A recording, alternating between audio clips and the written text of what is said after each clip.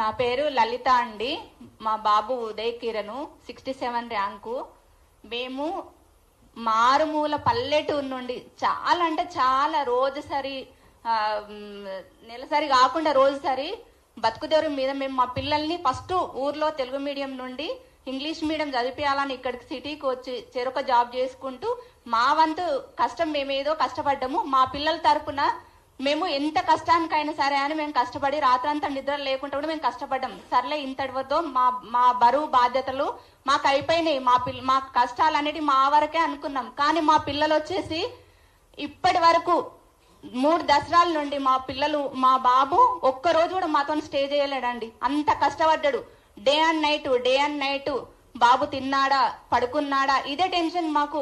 వాళ్ళు ఒక గోల్ అనుకున్నారంటే ఆ గోల్ సాధించాలని ఎన్ని నిద్రలేని రాత్రులు గడిపారో, ఎంత ఉపవాసాలు ఉన్నారో, ఎంత కష్టపడ్డారో అది మాకు కళ్ళ నిండా మేము వీడియో కాల్ చేసి మేము చూసినాం. ఒక్కొక్క రోజు 2కి 3కి రేపు ఎగ్జామ్ అనగా ఇంకా అదేంటి కోచింగ్ సెంటర్లో అశోక్ నగర్ లో ఉన్నప్పుడు కూడా చాలా చాలా రాజకీయాల తరపున ఇది పెట్టొద్దనో చేయొద్దనో వగేర ఏదైనా వైరల్స్ కావచ్చు.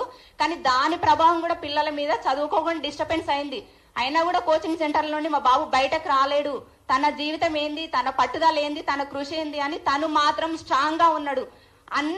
అన్ని డిస్టర్బెన్స్ మధ్యన ప్రిలిమ్స్ ఒకసారి మీరు పెట్టిన తర్వాత గత ప్రభుత్వము ముందు ప్రభుత్వం పెట్టిన తర్వాత కూడా దానికి ప్రిలిమ్స్ లో ఏదో జరిగింది, అవకతవకలు జరగాలంటే ఎవరో చేసిన పాపానికి మా పిల్లలు బలైనరు. సరే అప్పుడు కూడా పిల్లలకు అంత మెరిట్ లిస్ట్ లో వచ్చినాక కూడా వాళ్ళ మైండ్ అనేది డైవర్ట్ కాకుండా సెకండ్ ప్రిలిమ్స్ పెట్టారు. అప్పుడు క్వాలిఫై అయ్యారు.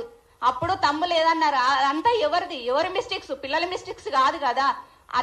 అది కూడా తన్నుకొని బయటపడ్డారు. 3rd ప్రిలిమ్స్ కు క్వాలిఫై అయినారు. మెయిన్స్ రాశారు. మెయిన్స్ ముంగట కూడా చాలా డిస్టర్బెన్స్ లు వచ్చాయి. అయినా కూడా వాళ్ళు కాన్ఫిడెన్స్ తగ్గకుండా చాలా కష్టపడి కృషితోని వాళ్ళు పట్టుదలతో మెయిన్స్ రాశారు. మెయిన్స్ రాసినా కూడా అప్పుడు రిజల్ట్ వచ్చినప్పుడు ర్యాంక్ వచ్చినప్పుడు ఎవ్వరు ఏం మాట్లాడని వాళ్ళు తీరా ఇప్పుడు మెడికల్ అవి అన్నీ అయిపోయి తీరా జాబ్ లో జాయిన్ అయ్యే ముందు ఇలా అయింది అలా అయింది అని అపోహలు రావడము, ఒకరి మీద ఒకరు రాజకీయ పరంగా స్వార్థపరంగా రాజకీయ నాయకుల స్వార్థపరంగా ఇలాంటి ఇష్యూస్ తేవడము పిల్లల జీవితాలను అన్యాయం చేసినట్టయితే ఒక పిల్లల భవిష్యత్తు ఆలోచించండి. తల్లిదండ్రులది మాది సగం జీవితం అయిపోయింది.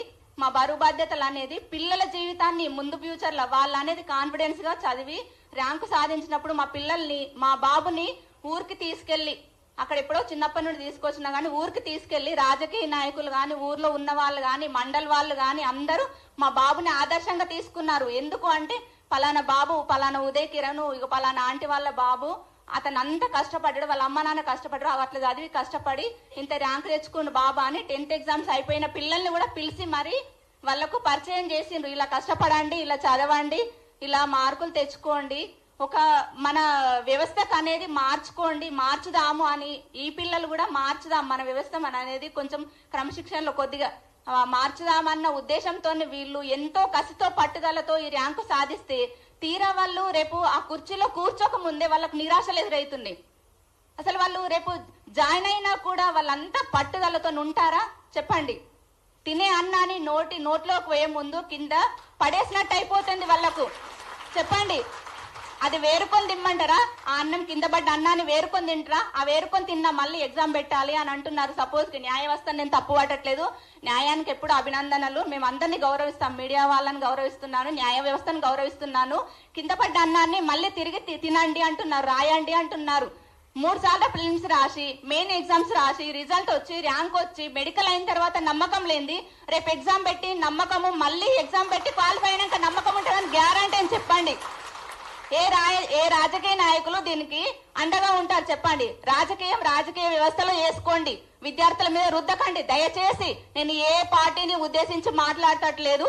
నా పిల్లల భవిష్యత్తు గురించే, మా ఇక్కడ ఉన్న అందరు తల్లిదండ్రుల పిల్లల భవిష్యత్తు గురించే మాట్లాడుతున్నాము. ఇది ఒక్కటి మాత్రమే పరిగణించండి. మీరు ఏ పార్టీలు ఏంటి అని నేను ఎవరిని తప్పు పట్టట్లేదు. నేను నా బాధతో నా పిల్లలు ఇక్కడ ఉన్న ప్రతి ఒక్క పిల్లలు తల్లిదండ్రుల బాధతో అంటారు. 3 కోట్లు అంటున్నారు. 3 కోట్లు కాదు 30 లక్షలు కూడా బ్యాంక్ బ్యాలెన్స్ చూపించండి. ఎవరినో ఉద్దేశించి మాట్లాడట్లేదు. ఈ 3 కోట్లు అనేది ఎంత అసలు పిల్లల్ని సంస్కారంతో పెంచి ర్యాంకులు సాధించి పట్టుదలతో సాధిస్తే ఇవాళ ఎంత దౌర్భాగ్య స్థితి 3 కోట్లు పెట్టి ఎగ్జామ్ వచ్చిండు, జాబ్ వచ్చింది అంటే అది ఎంత తలదించుకోలేని పరిస్థితి. రోడ్డున పడ్డట్టు అనిపిస్తుంది. తప్పు చేసి రోడ్డు పడినట్టు కాదు, ర్యాంకు తెచ్చుకొని మా పిల్లలు మేము రోడ్డు పడినట్టు అనిపిస్తుంది. మా బాధలు అర్థం చేసుకోండి. ఈ విషయాన్ని మీరందరూ ప్రతి ఒక్కరు అందరినీ కలవాలంటే కలవలేరు. ఏ సీఎంను కానీ ఇంకా ముందు ప్రభుత్వాలను కానీ ఇప్పుడున్న ప్రభుత్వాలు ఎవరిని తప్పుపడట్లేదు. వ్యవస్థ అనేది, సిస్టమ్ అనేది మారాలి. ఇప్పుడు ఇంతకు ముందు పిల్లలు, ఇప్పుడు మొన్న 10th అయిపోయిన పిల్లలు, ఇంతకు ముందు పిల్లలు, మా ఫ్యామిలీ పెద్ద ఫ్యామిలీ, మా పిల్లలందరికీ మా బాబుని ఆదర్శంగా చూపించిండ్రు. ఇలా చదవాలి, ఇలా రాయాలా అని.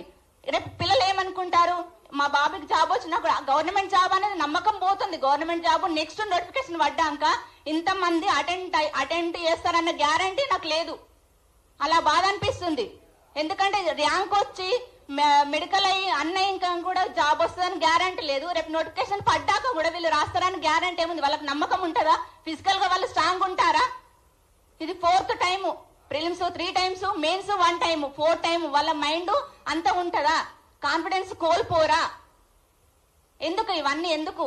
పిల్లల భవిష్యత్తును ఆలోచించి మాట్లాడుకోండి. ఆలోచించి ఏదన్నా ఉంటే ఆచి తూసి 100% ప్రూఫ్ అనేది చూసుకొని పిల్లల మీద కానీ ఎగ్జామ్ మీద కానీ మీరు మాట్లాడండి.